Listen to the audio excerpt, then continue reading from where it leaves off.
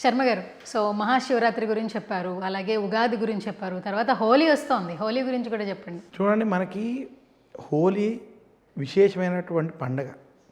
మనకి వసంతోత్సవం అని కూడా చేస్తూ ఉంటారు.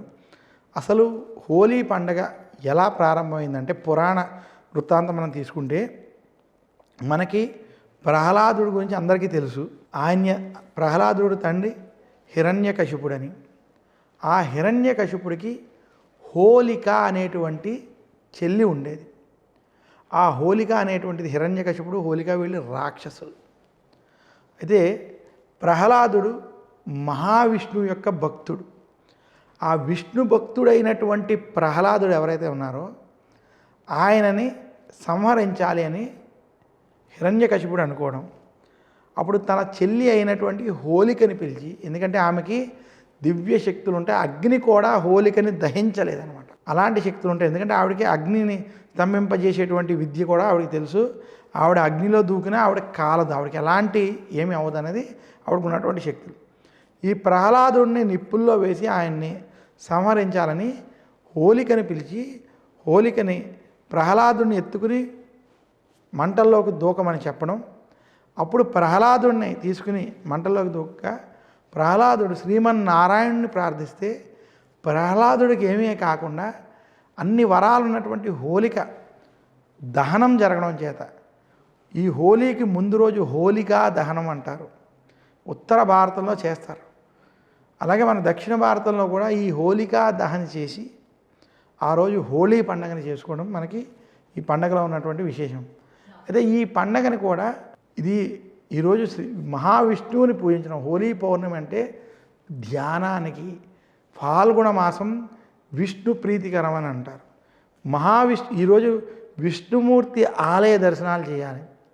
విశేషించి సింహాచలం వంటి క్షేత్రాలు, లక్ష్మీ నరసింహస్వామి ఆలయాలు, వెంకటేశ్వర స్వామి ఆలయాలు, రామచంద్రమూర్తి ఆలయాలు, అక్కడ ఉన్నటువంటి ఇటువంటి ఆలయాలు దర్శించుకొని వారు ఆ ఆలయ దర్శనం చేసిన అక్కడ ఈరోజు ప్రహ్లాదుడిది నరసింహస్వామి యొక్క కథలన్నీ చదువుకోవడం, వినడం. అలాగే భద్రాచలం వంటి క్షేత్రాల్లో చాలా చోట్ల వసంతోత్సవాలు అంటే చేస్తారు. అలా మీరు హోలీ పండుగ జరుపుకోవడం విశేషం. చివరిగా నర్మదా నది పుష్కరాల గురించి మీ మాటల్లో ఏం చెప్తారు? చక్కటి ప్రశ్న అడిగారు. మనకి శ్రీ క్రోధినామ సంవత్సరంలో విశేషించి ఈ సంవత్సరం మనకి నర్మదా నదికి పుష్కరాలు వస్తున్నాయి. అసలు పుష్కరం అంటే పుష్టు అనే ధాతువు నుంచి ఏర్పడింది పుష్కరం. పుష్కరము అంటే పోషించేటువంటిదని ఒక అర్థం. పుష్కరం అంటే 12 సంవత్సరాలను కూడా ఒక అర్థం. మనకి దేవగురు అయినటువంటి బృహస్పతి ఒక రాశి నుండి మరొక రాశికి మారేటప్పుడు, దేవగురు అయినటువంటి బృహస్పతి ఒక రాశి నుండి మరొక రాశికి మారేటప్పుడు మనకి ఒక్కొక్క నదికి పుష్కరాలు ఏర్పడతాయి. మనకి ఈ సంవత్సరం 1 మే 2024 చిలకమర్తి పంచాంగరీత్యా దృక్ సిద్ధాంత పంచాంగ గణితం ఆధారంగా మనకి దేవగురు అయినటువంటి బృహస్పతి మధ్యాహ్నం 12:58 వృషభ రాశిలోకి సంక్రమించడం చేత ఈ సంవత్సరం నర్మదా నదికి పుష్కరాలు ఏర్పడ్డాయి. ఈ పుష్కరాలు 12 రోజులు ఉంటాయి. ఎందుకంటే మే 1 నుండి మే 12 వరకు నర్మదా నదికి పుష్కరాలు ఉంటాయి.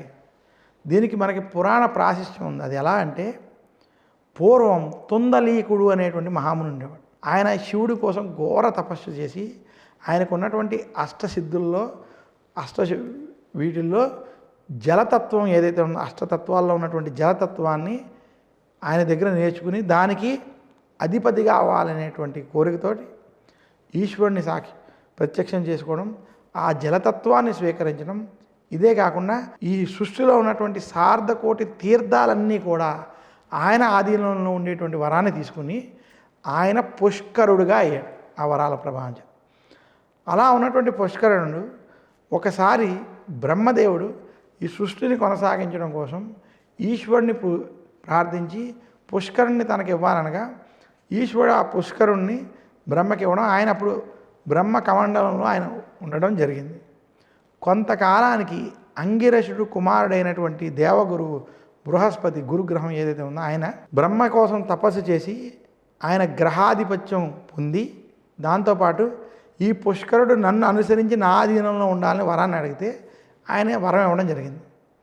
అప్పుడు ఆ వర ప్రకారం పుష్కరుడిని నీవు బృహస్పతితోటే ఉండాలని చెప్పగా పుష్కరుడు నేను అలా ఉండడం నాకు ఇష్టం లేదు, నేను శివుడిని తపస్సు చేసి ఇంత వరాలు పొంది ఆయన దగ్గర కానీ లేదా మీ దగ్గర ఉండాలనేది నా ఉద్దేశం, మీరు బృహస్పతికి ఇవ్వడం నాకు అంత ఇష్టంగా లేదని చెప్పగా వారిద్దరినీ కూర్చోబెట్టి నీవు సంవత్సరంలో ఎప్పుడైతే బృహస్పతి ఒక రాశి నుండి మరొక రాశికి మారతాడో ఆ మారినటువంటి మొదటి 12 రోజులు ఆఖరి 12 రోజులు, ఇదే కాకుండా ప్రతిరోజు మధ్యాహ్నం 12 గంటల సమయానికి అభిజిత్ సమయంలో మీరు ఆ నదిలో పుష్కరాల రూపంలో ఉంటారని తెలియజేయడం, ఈ పుష్కర ప్రాశస్త్య కథ ఆధారంగా మనకి ఈ పుష్కరాల విశిష్టత కలగడం, ఈ కథని ఆధారం చేసుకుని మనకి 12 ఏళ్ళకి ఒకసారి ఇలా పుష్కరాలు రావడం, ఈ సంవత్సరం నర్మదా నది పుష్కరాలు రావడం చాలా విశేషం. సో ఈసారి నర్మదా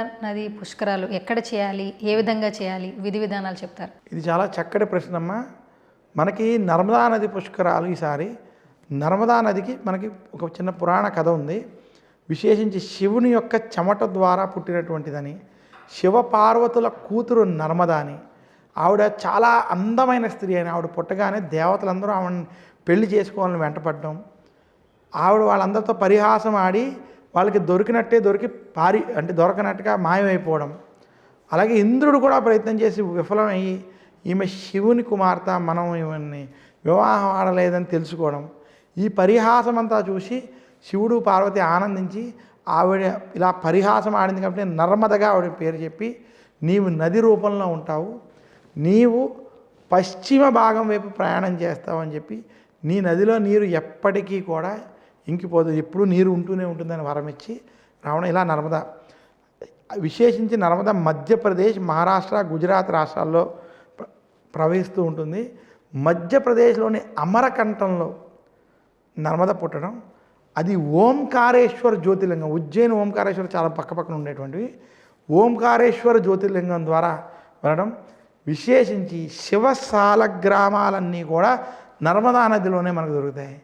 అందుకనే కాశీలో అహల్యాబాయి హోల్కర్ ప్రతిష్ఠించినటువంటి జ్యోతిర్లింగం ఏదైతే ఉందో అది నర్మదా నది ప్రాంతం నుంచి తెచ్చినటువంటి శివలింగంగా కూడా చెప్పడం జరిగింది. అందుకనే ఈ ప్రాంతంలో విశేషించి, అలాగే గుజరాత్లో కచ్ ప్రాంతంలో కూడా పుష్కర స్నానాలు ఆచరించడం, ఓంకారేశ్వరం, అమరకంఠేశ్వరం వంటి ప్లేసుల్లో పుష్కర స్నానం ఆచరించడం ఉత్తమం. అయితే పుష్కర స్నానం అంటే సబ్బులు షాంపూలతో చేసే స్నానం పుష్కర స్నానం కాదు. అక్కడికి వెళ్ళి ఈత కొట్టడం, ఆహ్లాదకరంగా గడపడం, అది అసలు పుష్కర స్నానం కాదని మన సిగ్నేచర్ ప్రేక్షకులకు తెలియజేస్తూ, పుష్కర స్నానం అంటే భక్తి శ్రద్ధలతో చేయాలి. ఎందుకంటే నేను పుణ్యం సంపాదించుకోవడం స్నానానికి వెళ్ళాలి తప్ప, ఇందాక చెప్పినట్టు సబ్బు స్నానాలు, షాంపూ స్నానాలు, ఏంటంటే ఈ హాస్యాస్పదంతో కూడుకున్నటువంటి స్నానాలు చేస్తే పుణ్యం సంగతి దేవుడు అరుగు, అది పాపం పాతకం అని మాత్రం శాస్త్రం చెప్పింది.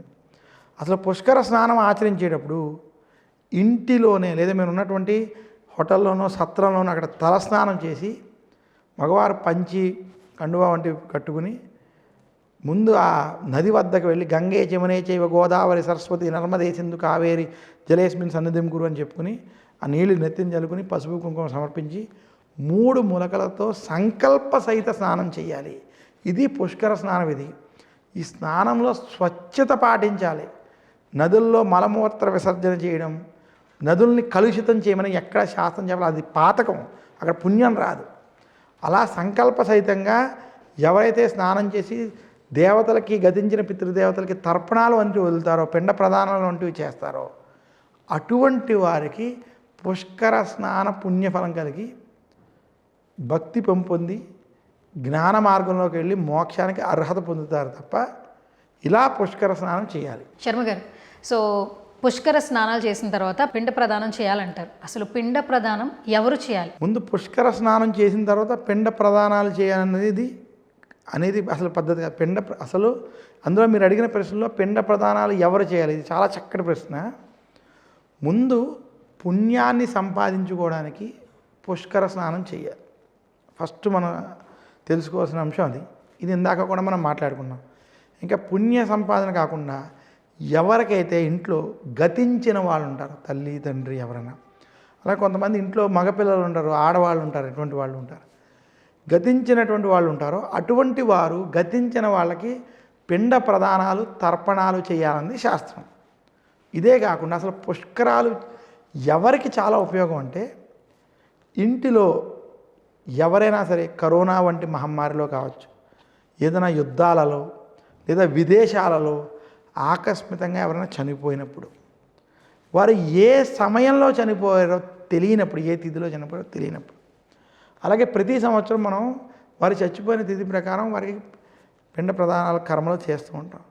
కానీ ఏదో సందర్భంలో అది మనం చేయలేకపోయినప్పుడు, లేదా అది అవ్వాల్సిన రోజు కాకుండా దానికి అటు ఇటుగా చేసినప్పుడు, అలా మనకి మనసుకు అనిపించినప్పుడు, అటువంటి వారందరికీ పుష్కరాలు ఒక అద్భుతమైన అవకాశం. ఎందుకంటే ఇటువంటి వారందరూ పుష్కరాల సమయంలో కనుక పిండ ప్రదానాలు తర్పణాలు వంటివి చేస్తే అలా ఉన్నటువంటి దోష నివృత్తి జరిగి ఆ పితృదేవతల యొక్క ఆత్మలు శాంతించి వారి అనుగ్రహం కలుగుతుందని శాస్త్రం.